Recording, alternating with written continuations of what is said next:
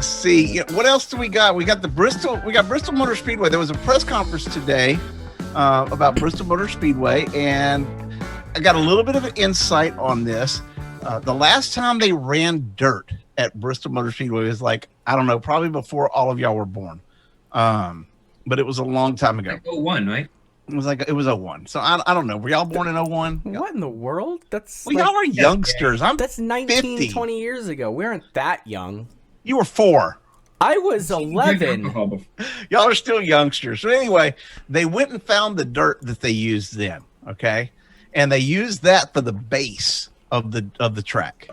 Because for one reason, they have to like take off this 30-degree banking that they have.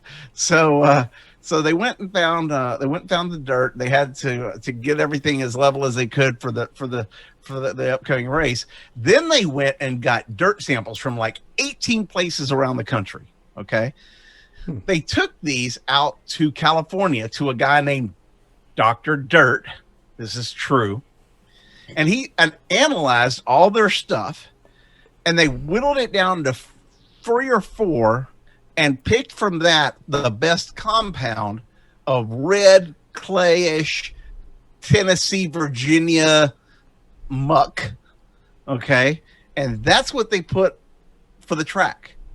So that's your dirt scenario for Bristol Motor Speedway for the upcoming, dirt extravaganza that they're going to have. And apparently, like between now and the Cup race, there's like 1,300 laps that are going to be, run on that track. There's just a ton of cars that are going to go in, and that's how they're going to decide for this 250 lap race for the Cup Series. That's how they're going to decide how much dirt, how much water they need to put, where they, how they need to prepare the track. So it's going to be very interesting to see how it goes. But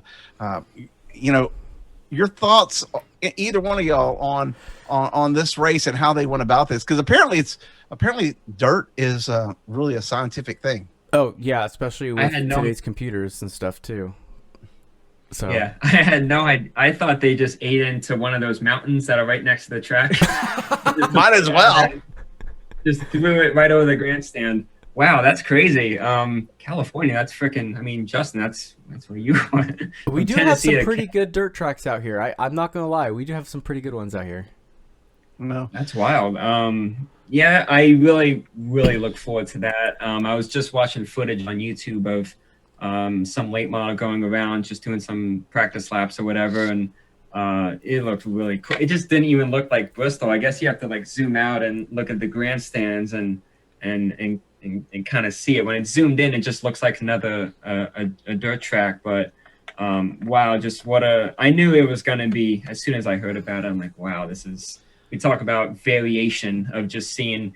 I mean, it's so funny we're starting the year out with all these new winners because, you get tracks like that and the new road courses and all that. I mean, who knows when it's going to stop. But, I mean, as you said, there's tons of laps being run now. I think Kyle Busch and Larson and a couple others are running some late model race, right? So, I mean, and we talk about getting a leg up. I mean, they're going to get that as well. But with the heat races and all that going on, they're going to have a lot of time and some practice sessions, a lot of time to get it underneath them. But man, I think we're in for a wild night no matter what.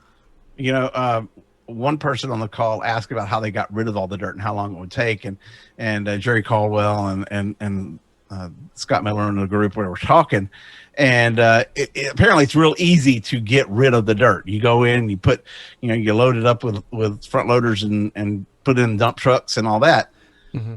Caldwell said they pressure washed the entire track and stands and everything in 2001 4 times to get rid of all the dust and debris and mud clogs from the last dirt race they had there. So I can only imagine what it's going to take to get rid of all this nasty red clay crap that they're going to, put up in the air.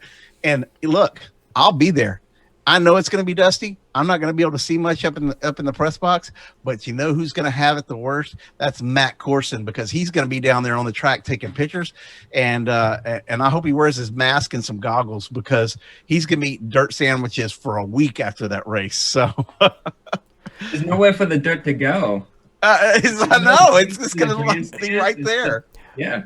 Yeah. So if you're getting tickets to Bristol, fans, don't get them in the corners unless you want to be wearing that dirt for the next 5 days. Well, I'll tell you this. Vortex theory that DW is talking about is just going to be like a tornado. We definitely need to do something. Justin, you mentioned tickets, and the race is sold out. I called Bristol Motor Speedway today. You might be able to get some premium tickets, which started about $400 or $500 a pop, but that's in suites and things of that nature. However, Kicking the Tires has teamed up with one of our very loyal fans. That he's going to remain anonymous, but he's a big supporter of ours on Twitter and everything. And he has donated 2 tickets to the Cup Series race and thrown in 2 tickets to the Truck Series race for us to auction off. Go to my Twitter account, JerryJordan_KTT, or at the Kicking the Tires Twitter account, or anybody else's that's part of Kicking the Tires, and find it. It's going to be pinned on my account. But go to the eBay auction, and we are auctioning off 2 tickets for the race. The money is going to go to someone that I, covered in my early career as a journalist in sports, but it wasn't NASCAR. Jeanette Lee, also known as the Black Widow. You may have seen her in the movie Sister Sister. She's a professional pool player, one of the best 9-ball players in the world. Played with the WPBA, the Women's Professional Billiard Association. She's played all over the world. She was diagnosed with terminal stage 4 ovarian cancer. There is a GoFundMe page that has been set up in her honor, and all of the proceeds that are related to this auction are going to be donated by Kicking the Tires and to that fund to help her legacy and to help her 3 children, in case the inevitable happens and she's not faster than cancer. But this is a very serious, it's very dear to my heart. Years ago in 1996, I know exactly when it was, I was covering for Billiards Digest, the Houston WPBA 9-ball Open. And I went to shoot a photo of Jeanette as she went to shoot a winning shot. Luckily, she made the shot. But when I did, the flash on my camera went off. And you don't flash a pool player in the eyes with a flash in a dark room. And she lit me up. And for the longest time, we'd see each other at other events and other tournaments, and she would joke with me that she was still seeing blue spots in her eyes because of that flash. And so she messed with me for a long time, and kind of like I'm going to do with you about being in Vegas this weekend, Justin. But yeah, she gave me a lot of grief about that through the years of me covering for Billiards Digest. I wanted to do this, and we were able to make it possible. So please go to the Kicking the Tires. We're gonna also pin it on the website at kickingthetires.net, so that you guys can just click to it and go to the link. And if you want to buy those tickets, it's definitely going to a worthy cause. We've got a lot of races to look forward to. Like legit looking forward to almost every single one of these coming up.